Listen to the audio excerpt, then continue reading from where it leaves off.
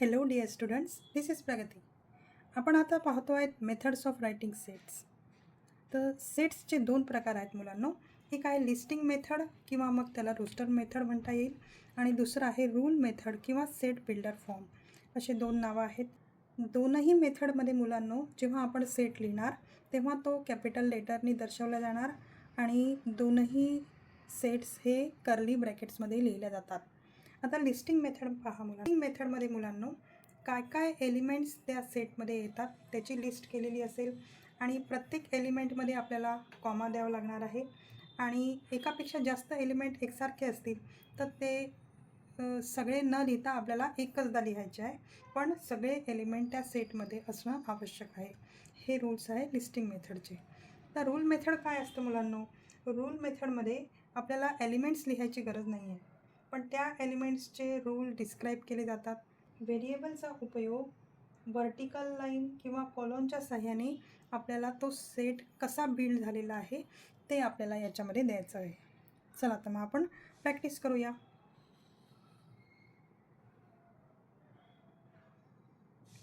सगळ्यात पहिलं आहे write the set of integer that is greater than -4 and less than or equal to 5 using the both notations. म्हणजे listing method आणि rule मेथडमध्ये आपल्याला ते कसे बनवायचे आहेत ते पाहायचं आहे. चला तर मग पाहूया. तर पहा, सेट आहे इंटिजर्सचा, तर मी कॅपिटल लेटर आयने डिनोट करणार आहे. Equal to curly bracket compulsory आहे मुलांना.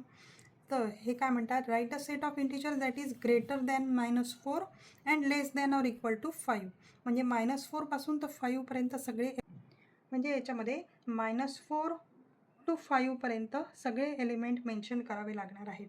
तर -4 नंतर काय तर -3, -2, -1, नंतर 0, +1, +2, +3, +4 आणि 5सुद्धा आपल्याला त्याच्यात द्यायचा आहे. आणखी इक्वल टू म्हटलेलं आहे. अशा प्रकारे हा सेट कंप्लीट होतो. आता हेच आपल्याला रूल मेथडमध्ये आपल्याला लिहायचं आहे. तर आपण कसं लिहिणार की पहा, आय हा आपला सेट आहे.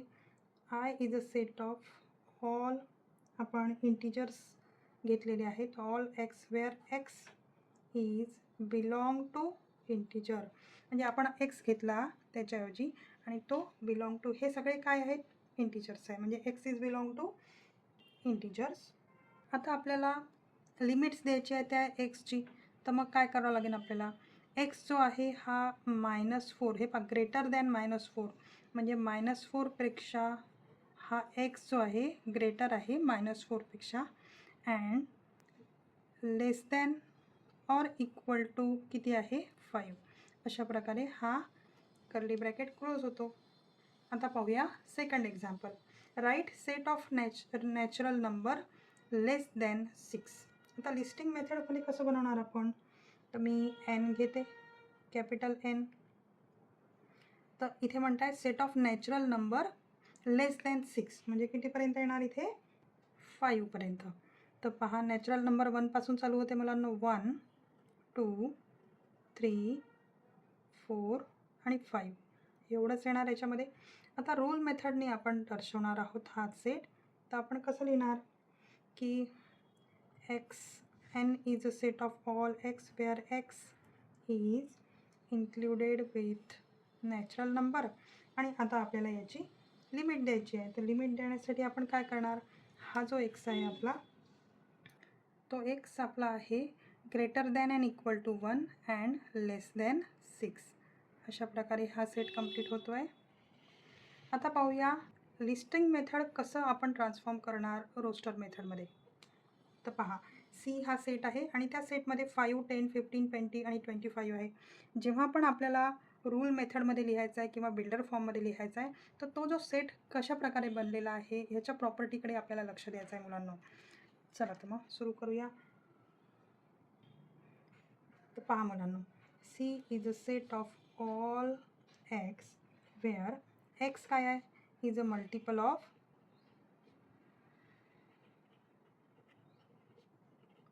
5 किंवा 5x असं पण लिहू शकता तुम्ही. आता याची लिमिट द्यायची आहे. पहा, 25 आहे, म्हणजे आपण लेस दॅन 30 असं लिहू शकतो. बरोबर. आता पाहूया पुन्हा लिस्टिंग मेथडमध्ये. लिस्टिंग मेथडमध्ये तुम्हाला दिलेला आहे सेटमध्ये 1 to 10 नंबर. आता ह्याला तुम्हाला रूल मेथडमध्ये कन्वर्ट करायचं आहे. तर कसं करणार आपण? तर पहा मुलांनो, इथे रूल मेथडमध्ये आपण कसं नेणार? A is a set of all X where X काय आहे? X is a natural number आहे, बरोबर. कुठून कुठपर्यंत आहे आता? 1 to 10 पर्यंत आहे. सो आता ह्या एक्सची आपल्याला लिमिट द्यायची आहे मुलांना. सो एक्स जो आहे greater than and equal to आणि less than and equal to 10 इथपर्यंत येणार. आता पाहूया नेक्स्ट. आता आपण काय करू? आता आपण रूल मेथड जो आहे, रूल मेथड त्याला आपण लिस्टिंग मेथडमध्ये, रूल मेथड आपण लिस्टिंग मेथडमध्ये कन्वर्ट करणार आहोत. तर पहा, आता रूल मेथडमध्ये आपल्याला काय काय दिलेलं आहे? B is a set of all Y where Y is a number such that Y square equal to 25. म्हणजे आपल्याला ह्या बीच्या सेटमध्ये आपल्याला काय मिळेल मुलांनो? वायचा स्क्वेअर 25 आहे, बरोबर. म्हणजे वाय आपल्याला लिहायचा आहे सेटमध्ये, तर वाय इक्वल टू काय होणार? वाय इक्वल टू हा 25 कशाचा स्क्वेअर आहे? 5चा. आणि आपल्याला एकदा -5 घ्यावं लागेल आणि 5 घ्यावं लागेल, कारण की -5चा पण स्क्वेअर 25 होतो आणि 5चा पण स्क्वेअर 25 होतो. असे 2 एलिमेंट्स ह्याच्यात येतील मुलांना.